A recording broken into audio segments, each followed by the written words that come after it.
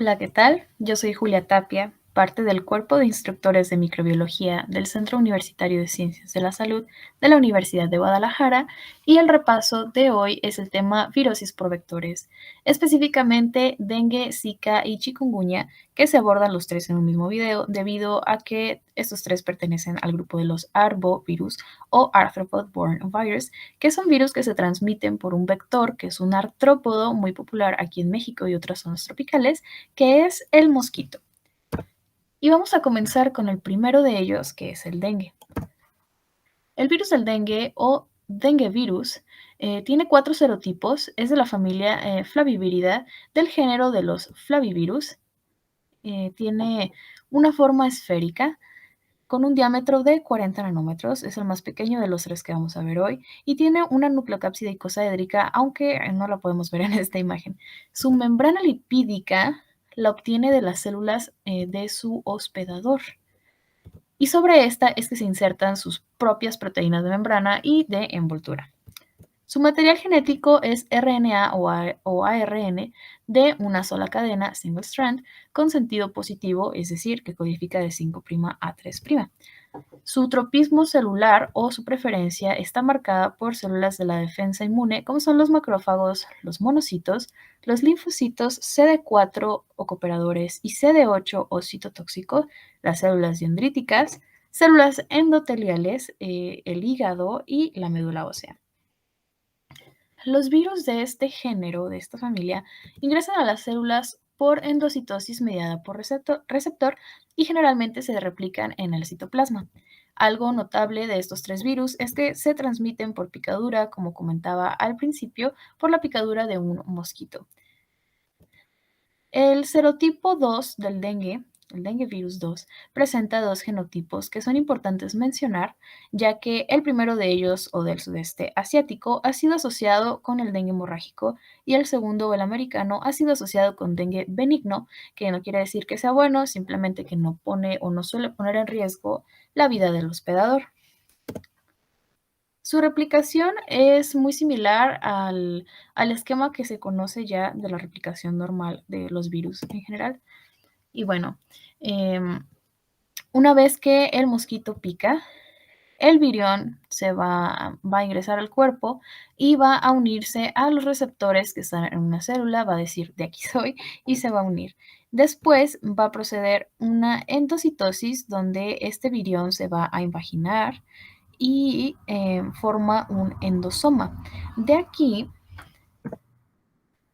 ya estando en citoplasma, lo que va a suceder es que se va a fusionar con las propias proteínas de la célula hospedadora y aquí es donde va a comenzar la traducción y el procesamiento de su material genético como una poliproteína.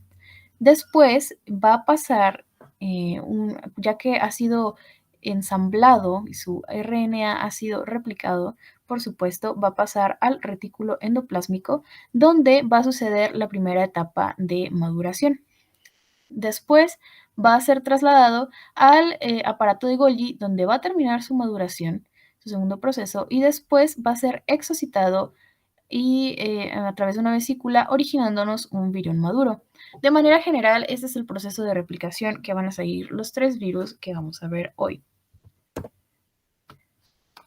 Y para hablar de sus características, hablando de sus estructuras antigénicas, me gustaría relacionarlas con sus mecanismos de virulencia, ya que esto nos va a permitir conocer mejor a este virus y a los demás. Vamos a comenzar, sin algún orden en particular, con la proteína C, también llamada proteína core. La vemos aquí, su proteína de cápside, que esta se va a encargar de anclarse al retículo endoplásmico, va a formar la nucleocápside, que va a ser la encargada no solamente de organizar, sino también de proteger al material genético del virus de la degradación por parte de la célula. También tenemos a sus proteínas de membrana, así como su precursora, la precursora de la proteína M y la proteína M. Estas se van a encargar, están por acá, estas se van a encargar de llevar adecuadamente el proceso de maduración del virus. Además, tienen una especie de punto de control o checkpoint llamado apopto M, que va a dirigir la muerte y el daño celular de la célula hospedadora. Aquí tenemos la última de sus tres proteínas estructurales, la proteína E, que se encuentra, es la más externa, es su proteína de envoltura y es la que va a interactuar con los receptores de la célula que el virus va a invadir. Y también es importante porque esta proteína estimula la respuesta humoral del hospedador. Ahora, sus proteínas no estructurales, non-structural proteins, 1, 2, 3 y 5. Vamos a comenzar con la proteína NS o no estructural 1. Esta va a formar balsas lipídicas.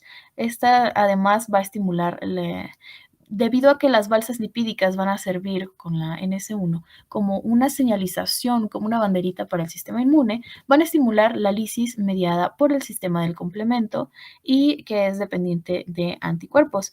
Este es el principal mecanismo a través del cual el dengue provoca el daño al endotelio. También la proteína no estructural número 2 se va a encargar del ensamblaje y de la replicación viral. La proteína no estructural 3 va a tener actividad proteasa y helicasa, lo cual le va a conferir estabilidad al material genético del virus y además va a propiciar un ambiente lipídico que es necesario para su apropiada replicación. Luego, la proteína no estructural 5 va a tener una actividad de transferasa y también de polimerasa, pero es la única de su tipo, así que esto la hace excesivamente indispensable durante el proceso de replicación y de transcripción viral.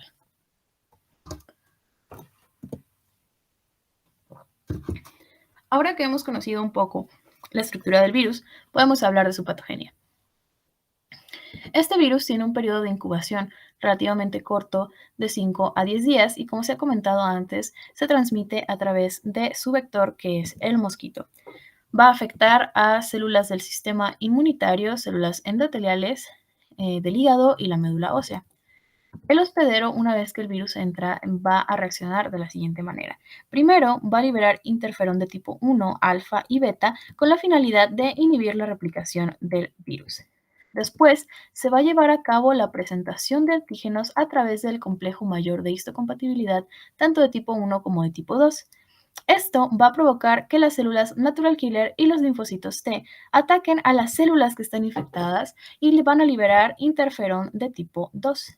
Este también va a evitar la replicación del virus en las células infectadas y por lo tanto también la infección de células nuevas al reducir el número de viriones. Pero tiene otro detalle y es que va a inducir a la apoptosis de las células que ya están infectadas. Los linfocitos T, CD4 cooperadores y CD8 citotóxicos que ya fueron estimulados por ambos interferones y por el factor de necrosis tumoral alfa se van a activar y van a secretar citocinas proinflamatorias. Este tipo de respuesta del sistema inmune es lo que hace que normalmente cuando el dengue llega por primera vez a infectar a su hospedador, pues sea una infección que sea autolimitada y que normalmente llegue a una resolución exitosa, generalmente con pocos, inclusive nulos síntomas. Pero cuando ocurre una reinfección, el sistema inmune va a efectuar una respuesta exacerbada. Es por esto que normalmente se comenta que si ya te dio dengue una vez, la siguiente vez y las siguientes veces tienes más riesgo de que ese dengue sea más grave o que tenga más complicaciones para ti. Porque la respuesta inmune se va a encontrar pues excesiva, exagerada, exacerbada. ¿Cómo ocurre el proceso de diseminación del virus? Pues primero llega con la picadura de un mosquito y va a invadir primero las células de Langerhans, van a ser su primera barrera. A través de estas es que el virus va a alcanzar a los ganglios linfáticos y de ahí va a poder migrar al resto del cuerpo también. Va a infectar células dendríticas, monocitos y macrófagos y va a secuestrar sus mecanismos celulares. Esto va a elevar la producción de interleucinas, factor de necrosis tumoral y de citocinas proinflamatorias, lo que, como ya comentamos, va a conllevar a la destrucción no solamente de los viriones, sino también de las células infectadas. Esto también es responsable del daño endotelial y con este daño endotelial lo que sucede es una fragilidad capilar, por lo que empiezan a ocurrir fugas plasmáticas. Con estas fugas plasmáticas el cuerpo va a intentar repararlo y en consecuencia se van a agotar las plaquetas. por esta reparación constante. Y a su vez, pues esto va a traer las hemorragias, que en casos muy complicados de dengue, pues nos va a dar la presentación hemorrágica de esta enfermedad. En sus manifestaciones clínicas tenemos dos presentaciones comunes. Uno es el dengue clásico o dengue no complicado y el otro es el dengue grave, que no necesariamente es hemorrágico, eh, pero sí tiene algunas diferencias con el dengue clásico que pueden llegar a poner en riesgo la integridad o inclusive la vida del paciente. En su primera presentación se va a presentar un paciente con fiebre de inicio abrupto, que va a presentar también escalofríos, dolor retroocular, que es muy característico del dengue, mialgias y artralgias, pero dato importante para diferenciarlo de otras enfermedades es que este dolor va a ser normalmente en las articulaciones mayores del cuerpo. Estos síntomas o esta manifestación va a ser autolimitada y autorresolutiva dentro de 1 o 2 semanas. Por su parte, en el dengue grave los dolores van a ser más intensos. O se dice que el dengue ha sido grave o complicado cuando existen dolores intensos, cuando la fiebre es alta y persistente y cuando empieza a ocurrir la permeabilidad vascular de manera más evidente. Con esto, como hemos comentado, pues va a haber extravasación del plasma y también hemorragias. Se ha asociado también dengue con complicaciones como disfunción renal, hepática o cardíaca, además de alteraciones neurológicas. Otros puntos clave, pues claro, es que el dengue tiene un inicio abrupto, que su fiebre, por supuesto, es de inicio abrupto, pero tiene una duración de hasta 1 semana, de 3 a 7 días, y que hay un exantema que es característico del dengue, es conocido como un pequeño sarpullido, que puede aparecer entre el tercer y el quinto día, pero puede aparecer incluso después o prolongarse un poco más.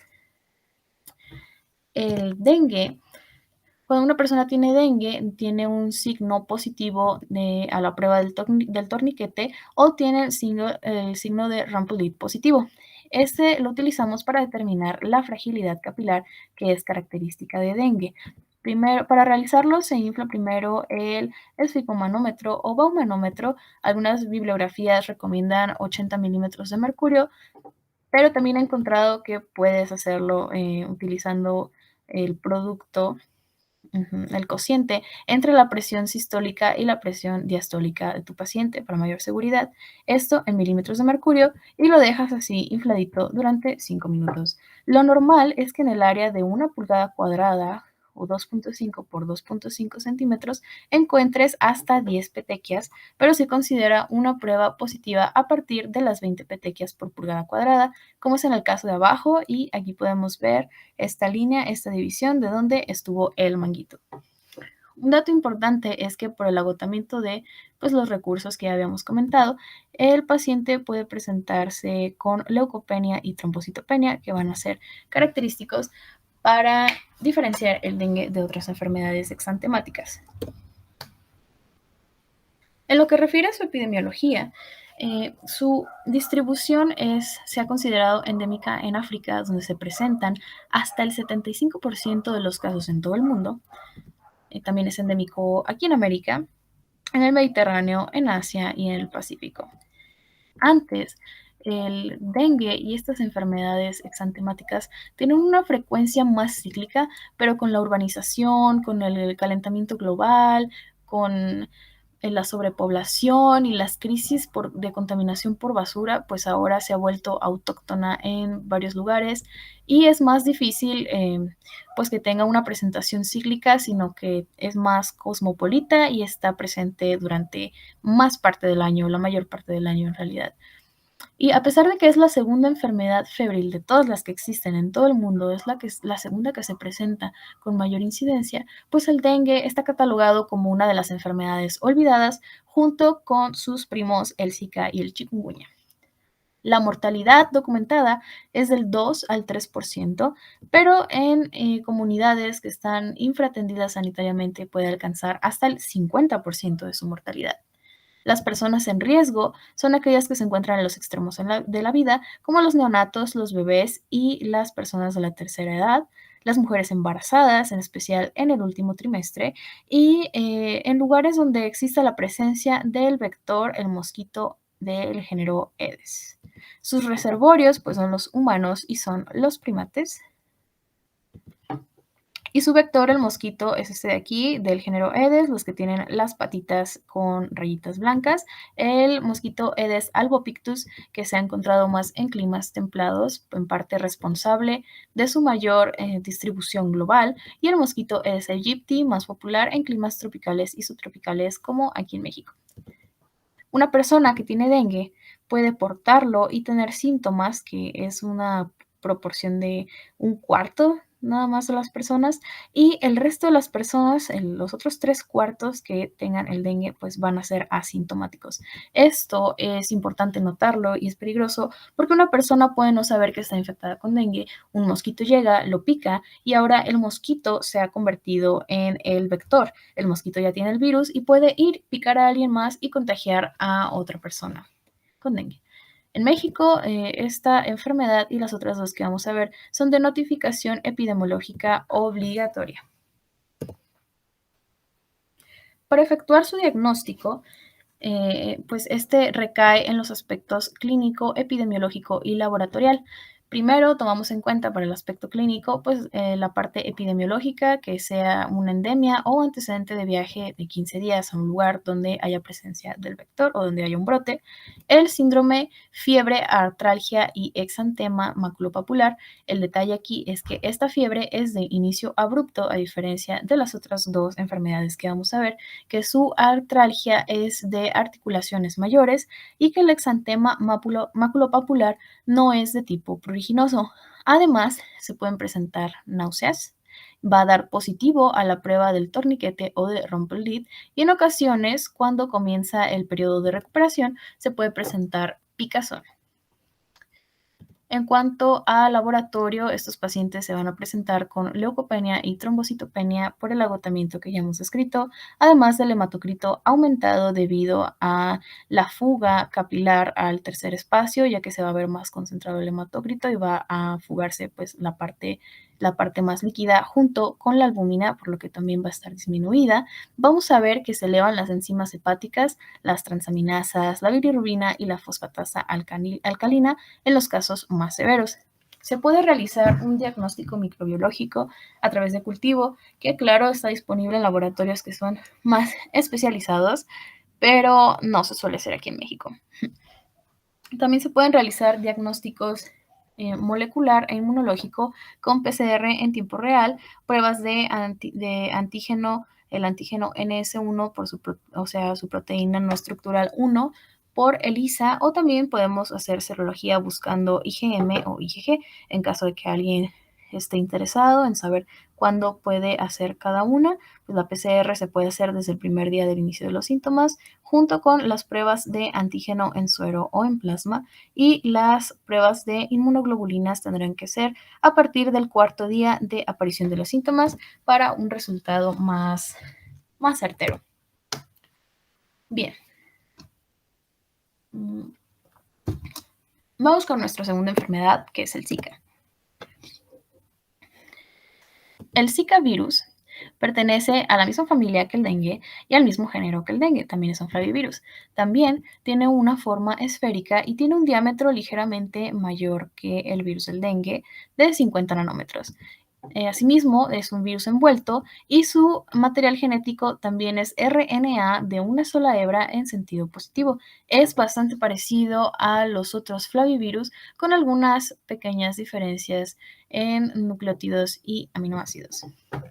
De este se distinguen dos cepas, la cepa africana y la cepa asiática, y presenta predilección o tropismo celular ectodérmico, además de neurotropismo. Le gusta mucho ir contra los fibroblastos, las células dendríticas y atacar los plexos coroideos, especialmente hablando del Zika congénito. Su transmisión es por picadura, igual que con el dengue, pero este tiene una connotación aquí distinta.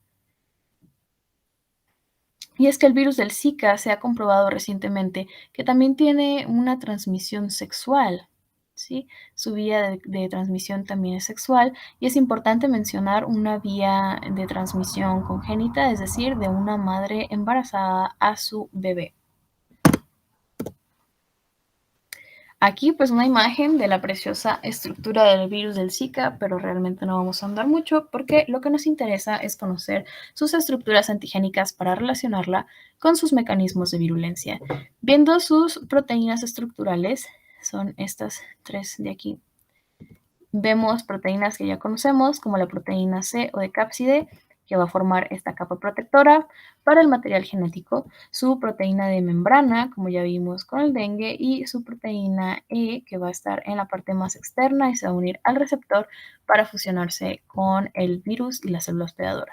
Luego, sus proteínas no estructurales son un poco más, es una lista un poco más amplia que con el dengue, y también vemos al NS1, va a estar encargada de la replicación viral, va a mediar la trombocitopenia, el daño endotelial y la inducción de la apoptosis, ya que como habíamos comentado, este es un importante señalizador para nuestro sistema inmune.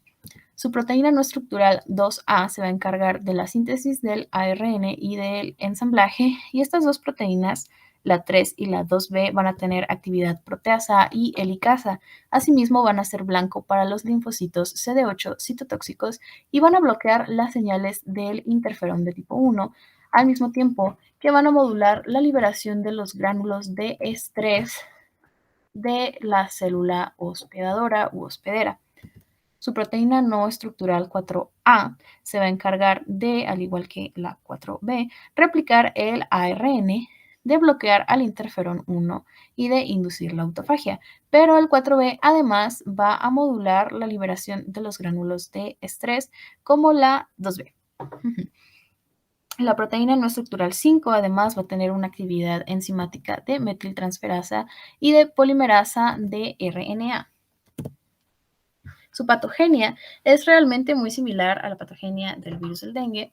Tiene un periodo de incubación un poco distinto, un poco más largo, de 3 a 14 días, pero está asociado con manifestaciones más leves de enfermedad. Su transmisión, ya habíamos comentado, no solamente es a través del vector, sino también vertical, es decir, de madre a su hijo y, por supuesto, de transmisión sexual. Va a afectar al ojo, al hígado, al vaso, al sistema nervioso central y también a las gónadas. La respuesta general del hospedero pues es también muy parecida a la del dengue que ya vimos, es una respuesta inmune inflamatoria con alta producción de interferón de tipo 1. Su diseminación va a comenzar desde las células dendríticas, donde se va a replicar el virus y gracias a ellas es que va a alcanzar los nódulos linfáticos y de ahí se va a propagar por el torrente sanguíneo al resto del cuerpo. Razón también por la cual es que el virus del Zika pues afecta como tantos órganos blancos. Se ha encontrado que el virus del Zika puede persistir en el semen hasta por 6 meses, lo cual es muy importante, una nota muy importante cuando hablemos de su prevención, acerca de, por supuesto, emplear métodos de barrera, no solamente con pacientes que tengan la enfermedad activa, sino que hayan sido sospechosos o la hayan tenido 6 meses anteriores.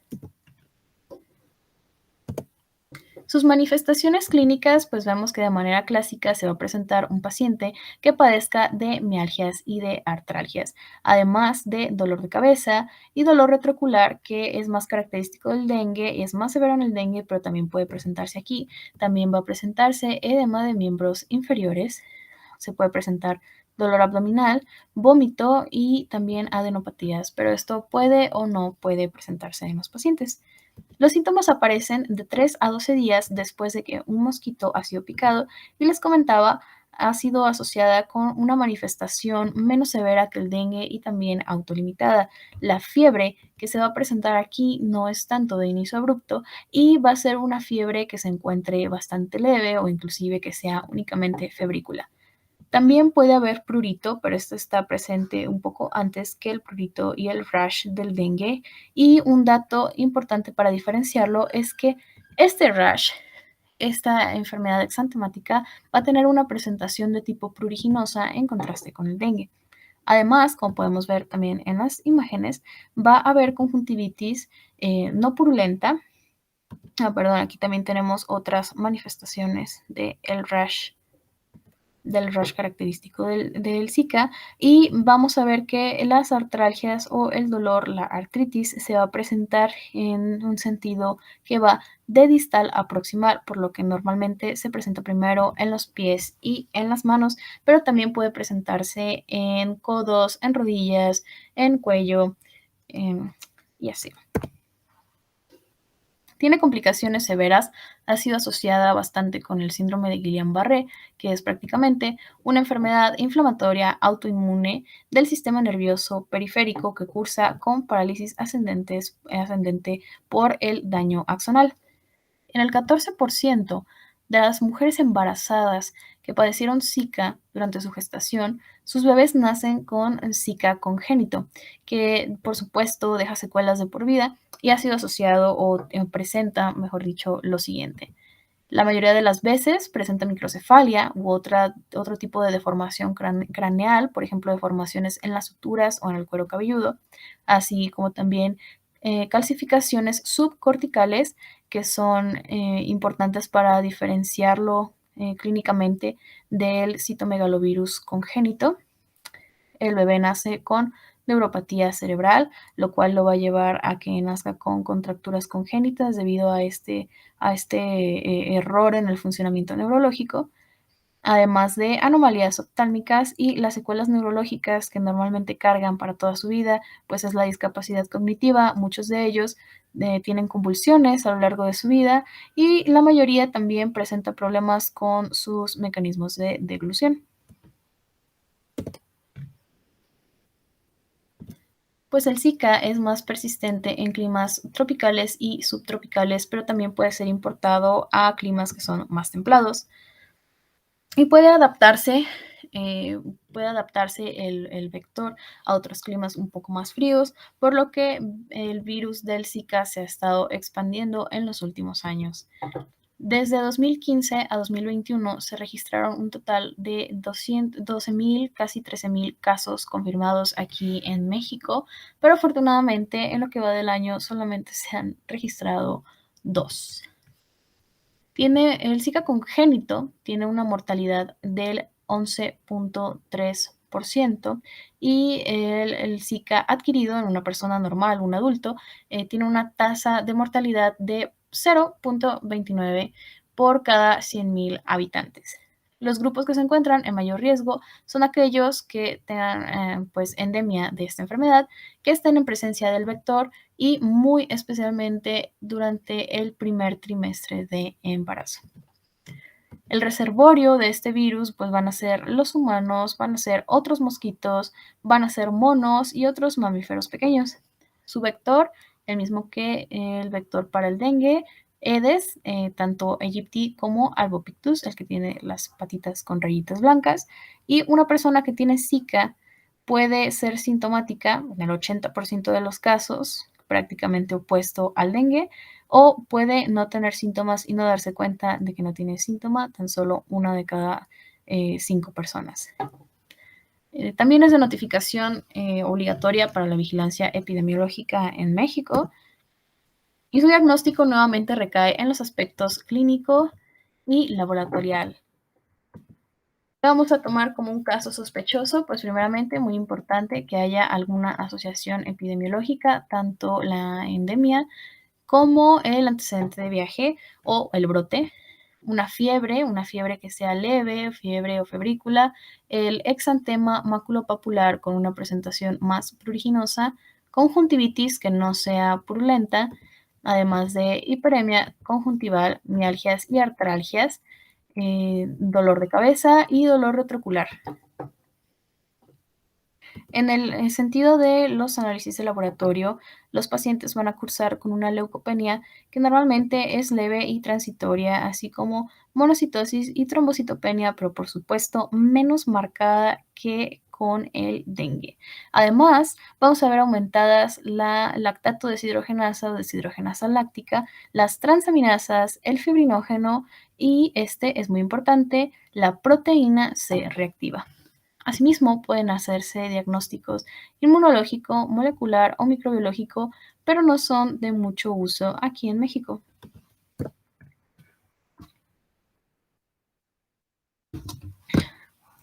Por último, vamos a hablar del virus del chikungunya.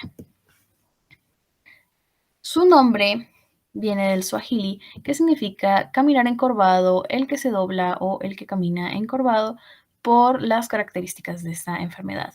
El chikungunya virus viene de una familia diferente a la del virus del Zika y del virus del dengue. Este es de la familia Togaviridae y su género es alfavirus. El chikungunya es un alfavirus del viejo mundo.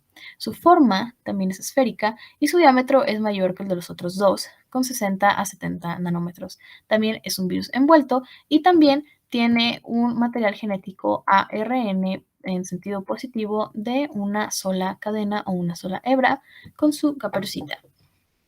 Presenta predilección o tropismo celular por las células dendríticas y otras células del sistema inmune especialmente.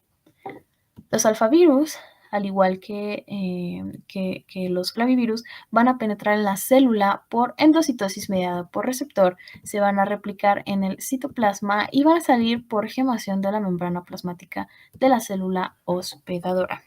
Su transmisión igualmente es por picadura, es materno-fetal a través de la barrera placentaria y también durante el parto. Para conocer más o menos su patogenia, su virulencia, vamos a relacionarla nuevamente con sus estructuras antigénicas. Vemos aquí a nuestro viejo amigo la proteína C de cápside o core, que como ya vimos se va a anclar al retículo endoplásmico y va a proteger al material genético de la degradación. Luego vamos a ver que este, a diferencia de los otros dos, tiene glucoproteínas en su envoltura que van a ser dos heterodímeros llamados E1 y E2 que tienen una función indispensable para la función y una función de hemaglutinina en el E1 y el E2 se va a encargar de unirse a la superficie celular. Entre estos dos forman estas 80 espículas muy características, estos piquitos de aquí que se encuentran en la membrana externa del virus. Sus proteínas estructurales son dos, que son la 6K y la TF. La primera es muy importante porque va a aumentar la permeabilidad de la célula al pues hacer o formar poros y este mecanismo es también importante para inducir apoptosis en la célula que va a ser dependiente de caspasas. La segunda proteína es más importante para la morfogénesis de los viriones y luego pues tenemos a sus proteínas no estructurales, non-structural proteins 2 y 3. La 2 se va a encargar de la expresión génica en las células del huésped y va a inhibir la fosforilación de esta vía de señalización del JAK-STAT, lo que va a hacer que se bloqueen las respuestas de interferón, tanto tipo 1 como tipo 2, y pues gracias a esto es que el virus va a bloquear la respuesta inmune innata. La proteína no estructural 3 va a suprimir simplemente el ensamblaje de los gránulos de estrés en las células infectadas, dejándolas completamente indefensas. Ya que hay un detalle que mencionar, su replicación es más o menos la misma, llega endocitosis mediada por receptor, forma su endosoma, se apodera se fusiona y se apodera del mecanismo de replicación de la célula y los viriones van a salir a través de gemación, llevándose parte de la membrana de su célula hospedadora. Nos va a dar viriones maduros. La incubación de este virus, lo que es relativo a su patogenia, tiene una incubación un poco más corta, de tan solo 3 a 7 días. Se menciona que además del vector tiene una transmisión vertical y recientemente se ha sugerido que, al igual que el virus del Zika, podría llegar a tener algún tipo de transmisión sexual.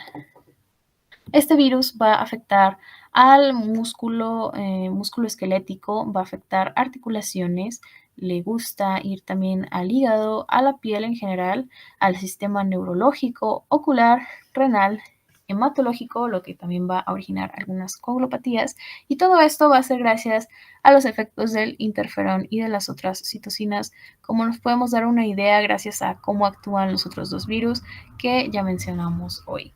El hospedero va a reaccionar debido a que el virus va a estimular esta respuesta después de que interaccione con los TLR o Toll-like receptores tipo Toll, y también porque durante la replicación del material genético se va a generar un RNA que es de doble cadena y este va a inducir, es un potente inductor del interferón alfa y beta. También la presentación hemorrágica de esta enfermedad es dada debido a que existe una hipersensibilidad contra los anticuerpos que ya se han asociado a las células o bien a la formación de los inmunocomplejos con los viriones y los antígenos virus. Pues esto puede activar el sistema del complemento y como se ha sugerido anteriormente, pues es responsable de la destrucción del endotelio o de las células vasculares. Una vez que el mosquito llega y pica, se va a comenzar a replicar en varias células en la piel. También se va a replicar en células musculares y en las células de Langerhans que le van a servir de transporte hacia los ganglios linfáticos y como sus primos va a utilizar esta vía para después pasar a la vía circulatoria y a través de la sangre pues provocar la viremia.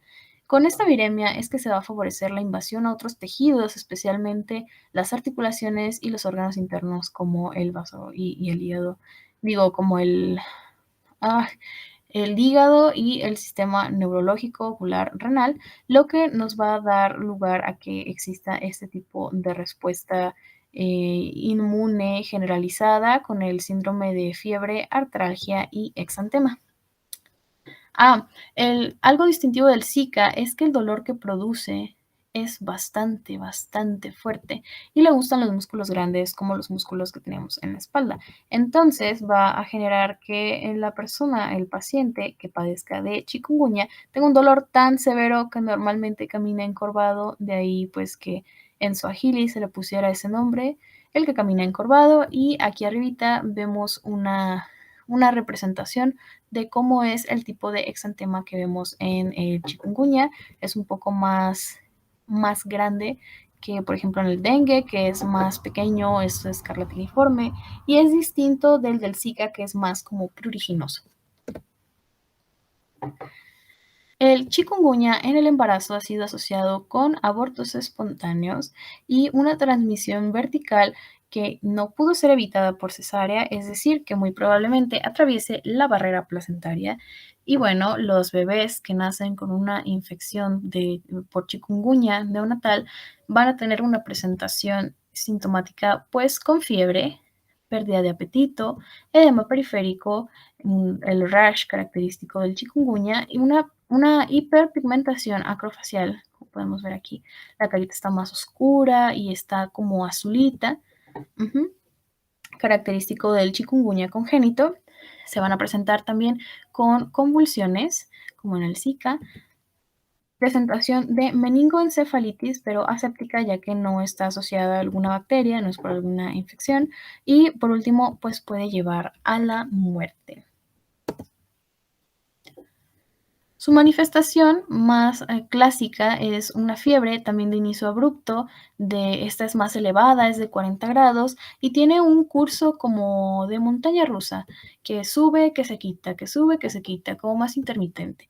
También se va a presentar con poliartralgia, esta no va a respetar articulaciones mayores ni menores, sino que es una poliartralgia más severa y más dolorosa.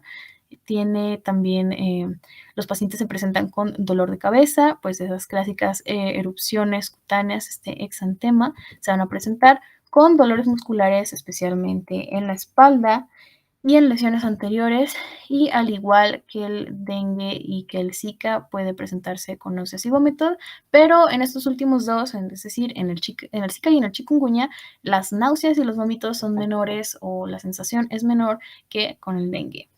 Los síntomas pueden durar desde una semana a inclusive varios meses después de la enfermedad. Generalmente se toman los 3 meses como punto de corte. Y bueno, la enfermedad se va a desarrollar en 3 fases. Primero, en su fase aguda es donde vamos a tener la presentación de estos síntomas clásicos: fiebre alta, abrupta, persistente, dolores articulares bastante fuertes, y va a durar alrededor de la primera semana, de 3 a 10 días. También pueden aparecer estos síntomas, que son dolor de cabeza y de espalda muy marcado, de otros dolores musculares y de otras articulaciones, especialmente en lugares donde ya exista alguna lesión previa, lo cual lo hace también más distinguible del dengue y del Zika, que no no se empañan en lugares donde ya hubo otra lesión, ¿sí? También se presentan las náuseas, el vómito, como esta presentación más común, la erupción cutánea, y puede o no presentarse con alguna conjuntivitis igual, no pruriginosa, pero es más característica del Zika. Hay una fase llamada subaguda que también la pueden encontrar como fase convalescente, donde los síntomas se van a atenuar, el paciente va a mostrar una mejoría, pero casi la mitad de los pacientes aún van a continuar con las artralgias, no van a querer comer, van a tener dolor de cabeza y les van a seguir doliendo los músculos. Por último, en la fase crónica, les comentaba, hay un punto de corte de 3 meses donde las artralgias van a continuar, ¿sí? Muchas veces esto es debido a que hubo alguna complicación debido a la respuesta inflamatoria que generó el sistema inmune y van a desarrollar artritis o artropatías destructivas que van a ser similares a la artritis reumatoide o a la psoriásica. Esto generalmente pues, no va a ocurrir en todos los pacientes, sino de manera particular en aquellos pacientes ancianos que ya hayan padecido alguna enfermedad particular, articular con anterioridad o que hayan presentado síntomas graves durante la fase aguda, lo cual indicaría una respuesta exacerbada del sistema inmune y por lo tanto una complicación en todos sus síntomas. Su epidemiología pues es similar debido a que es el mismo vector. La encontramos en Asia, en África y en regiones tropicales de América. Se ha comentado, se ha discutido que su origen haya sido en la Indonesia, pero la primera vez que se aisló fue en África.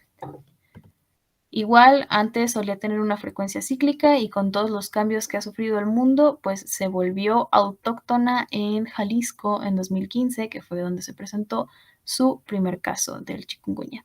Su mortalidad es un poco más elevada que el dengue, tan solo un poquito, el 4%, y también en comunidades infratendidas sanitariamente puede ser mayor, inclusive del 50%, ¿sí?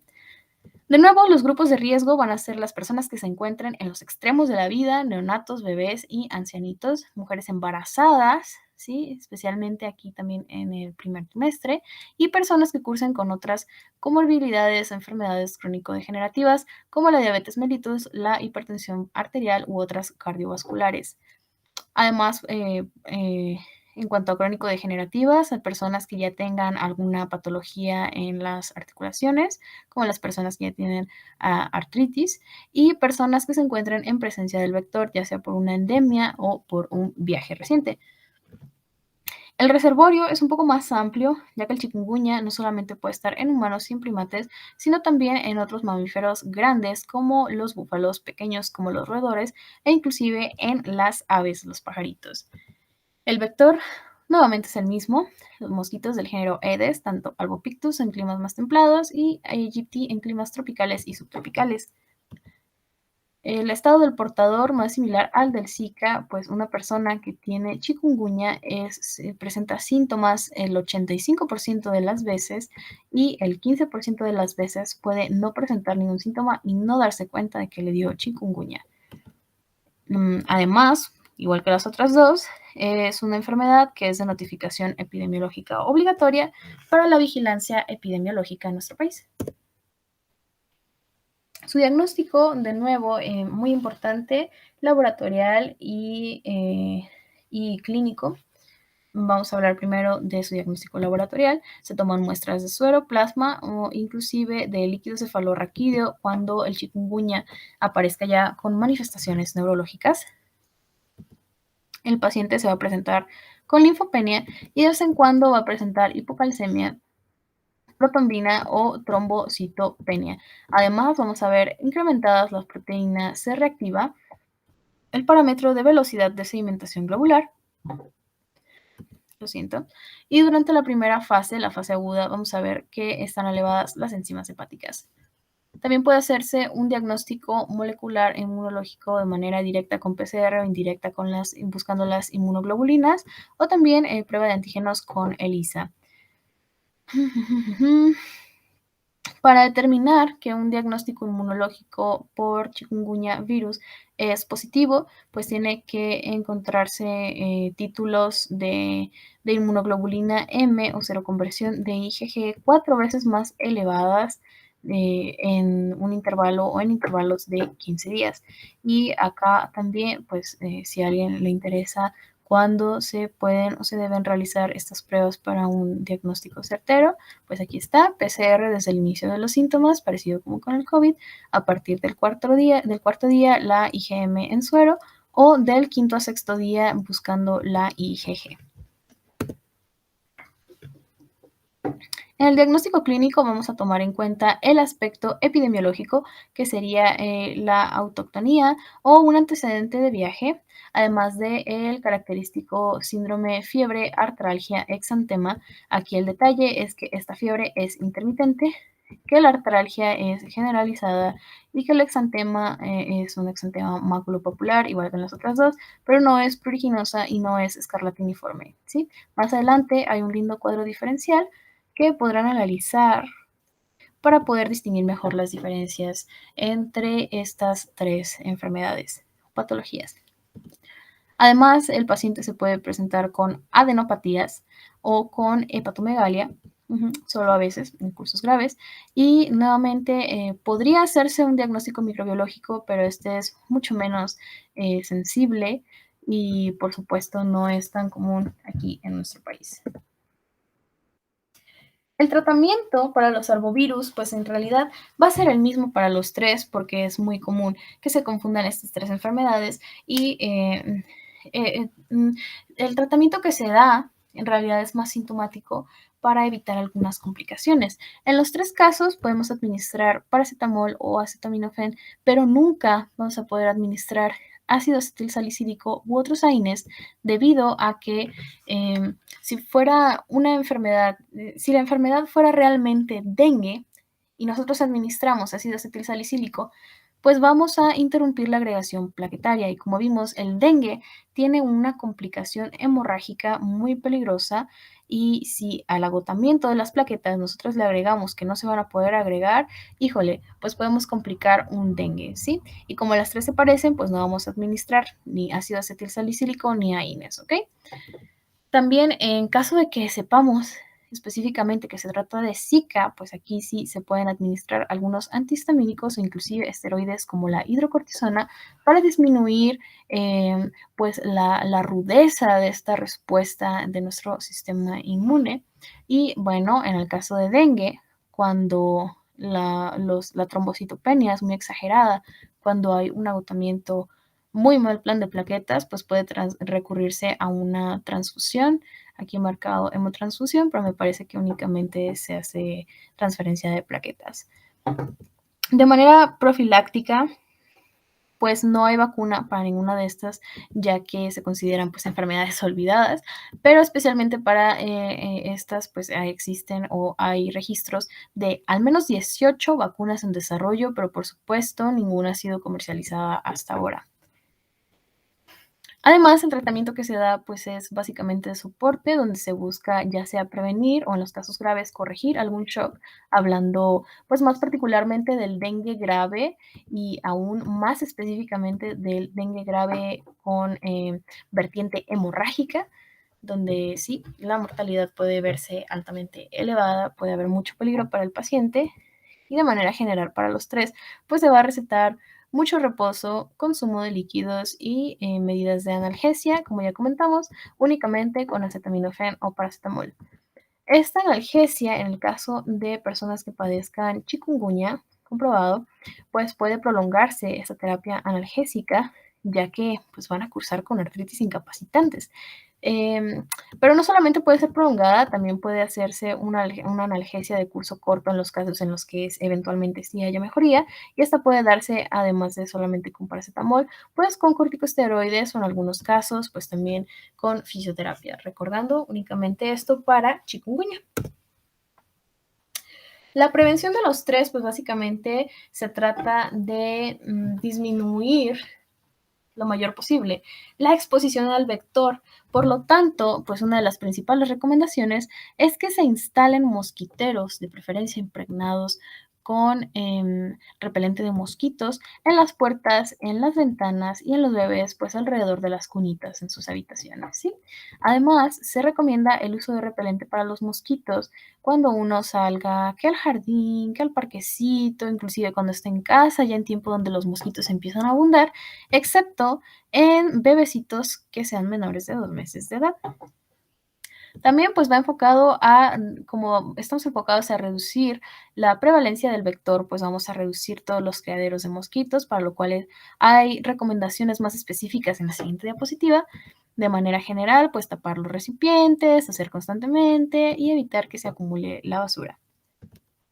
De manera personal se puede recurrir, o no personal, pero en el hogar, se puede recurrir al uso de larvicidas o de insecticidas para tratar las aguas estancadas o las aguas en las pilas que puedan llegar a contaminarse, así como en otros reservorios, como botes, tinacos, pilas, tambos, etcétera. Ahora sí, de manera personal, se puede usar ropa que sea clara para que refleje la luz y que además cubra todo el cuerpo, es decir, pantalones largos o faldas largas y playeras de manga larga. Em, Esto, pues especialmente al amanecer y al anochecer, que es donde salen más estos vectorcitos molestos, estos mosquitos, y comentando, pues hincapié en los casos de Zika y probablemente también para los de chikungunya, pues las personas que mantengan relaciones sexuales con un paciente que tuvo o que sea sospechoso de Zika o de chikungunya, pues de preferencia o se recomienda que sean empleados métodos de barrera como los condones. Ujú. Hasta 6 meses después, por lo que ya comentábamos que puede el semen continuar infectado o con presencia del virus del Zika hasta por 6 meses. Por supuesto, la mejor medida es la abstinencia, pero en los casos en los que no haya abstinencia, pues recurrir a estos métodos de barrera. Y ahora sí, específicamente para disminuir la presencia del vector del mosquito Aedes albopictus y Aedes aegypti, pues mantener limpios los patios y las azoteas que normalmente se nos llenan de cacharros. Asimismo, pues evitar que se acumule o se estanque el agua en pilas, en llantas viejas, en recipientes sin tapar, etcétera. Lavar de manera frecuente, recomendación cada tercer día, no con pura agua, sino con jabón y con cepillo para eliminar pues todas las larvas que puedan estar adheridas. Todas las cubetas, las pilas, las cisternas o cualquier recipiente donde pueda llegar a almacenarse algo de agua, como aquellos que utilizamos para los alimentos de las mascotitas, como floreros, o inclusive como los baldes que tengamos simplemente por allá arrumbados en el patio. Dejar bien tapados todos los recipientes donde almacenemos agua, porque puede llegar una hembra y realizar ovoposición ahí, por lo tanto criando más mosquitos, y es lo que queremos evitar. Emplear repelente de insecto, excepto en menores de 2 mesecitos. Utilizar ropa que cubra brazos y piernas. Y comentaba para los bebés proteger su cunita o su camita, su carreola, donde sea que vayan a estar, con un pabellón antimosquitos, con un mosquitero, con alguna telita así de malla para evitar que los piquen. Instalar mosquiteros en todas las puertas y las ventanas de la casa y en lugares donde sea posible, pues no tenerlas abiertas, porque inclusive los mosquiteros pueden tener hoyitos o pueden los mosquitos ser tan pequeños que por ahí pueden fugarse, pues utilizar en lugar de abrir las ventanas, pues el aire acondicionado cuando sea posible. ¿Cómo vamos a poder diferenciar estas tres enfermedades? Ahora sí, viene lo bueno. Esta es una tabla un poco más resumida, pero a mí en lo personal me gusta más esta tabla que he elaborado, pues con base en la información que he encontrado en estas fuentes y con la información que he obtenido para realizar esta presentación. En este primer cuadro vamos a ver signos y síntomas de las tres arbovirosis y en el siguiente, pues los parámetros laboratoriales, ¿sí? Principales diferencias, tenemos la enfermedad, tenemos el virus que es un alfavirus y dos flavivirus, dengue, chikungunya y Zika. Diferencia de las manifestaciones sintomáticas, que es la duración en el dengue de 5 a 7, en el chikungunya hasta 12 y en el Zika una semanita. Fiebre en el dengue de 38 grados con un inicio agudo y una duración de hasta una semana, a diferencia del chikungunya, donde pues también es de aparición súbita, pero es más elevada. En el 76 al 100% de los casos es mayor a 39 grados, hasta 40 grados. Esta puede ser continua, pero generalmente es intermitente, o como les comentaba, en montaña rusa. Y el Zika, la fiebre, pues está más bajita o ausente, puede ser fiebre bajita, fiebre leve o febrícula de hasta 38 grados. Y bueno, mialgias en el dengue puede haber severas, en el chikungunya puede haber, pero quizá no tantas, y en el Zika, claro que hay. Artralgias puede o no haber en el dengue, en el chikungunya las artralgias son severas y en el Zika pues hay artralgias. Dolor de cabeza hay en el dengue, por supuesto, característico, dolor retroorbital y el dolor de cabeza tiene una distribución más frontal. En el chikungunya hay, pero no es tan característico, igual que en el Zika. Existe un sarpullido en tres, sí, en las tres hay un exantema maculopapular, en este caso es escarlatiniforme o simplemente pequeñas petequias de color rojo brillante, sí, muy chiquito. En el chikungunya, pues este sarpullido va a durar de 2 a 5 días y se va a presentar siempre después de la fiebre.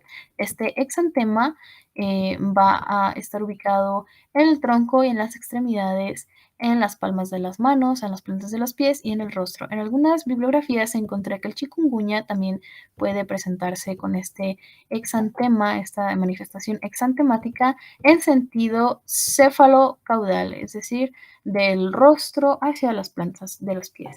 Uh-huh. En el Zika, este exantema tiene una variante, una presentación más pruriginosa, lo cual lo hace distinguirse un poco más fácilmente del dengue, que lo vamos a ver un poquito más pequeño, más como petequial, y de acá que pues no va a ser pruriginoso. Van a haber náuseas. En el Zika puede haber, pero no es tan común. En el chikungunya hay, pero no siempre. Y en el dengue, por supuesto que está presente. ¿Hay conjuntivitis? Sí, puede llegar a haber, tanto en el dengue como en el chikungunya. Es más característica del Zika, que no sea purulenta, y además los pacientes que tengan esta conjuntivitis no purulenta van a denotar cierta intolerancia hacia la luz brillante. Si efectuamos una prueba del torniquete a un paciente con dengue va a ser positiva, mientras que en un paciente que tenga chikungunya o Zika, pues no va a ser un hallazgo de importancia. En cuanto a qué podemos encontrar en pues un resultado de laboratorio, vamos a encontrar leucopenia, más característica en el dengue, pero que puede o no estar presente en el Zika y que también puede estar presente en el chikungunya, pero con menos notoriedad. Puede haber neutropenia, más característico del dengue que de las otras dos, que en Zika no hay neutropenia. Linfopenia, sí, puede haber en dengue, la linfopenia es más característica del chikungunya. Y vamos a ver un hematócrito elevado.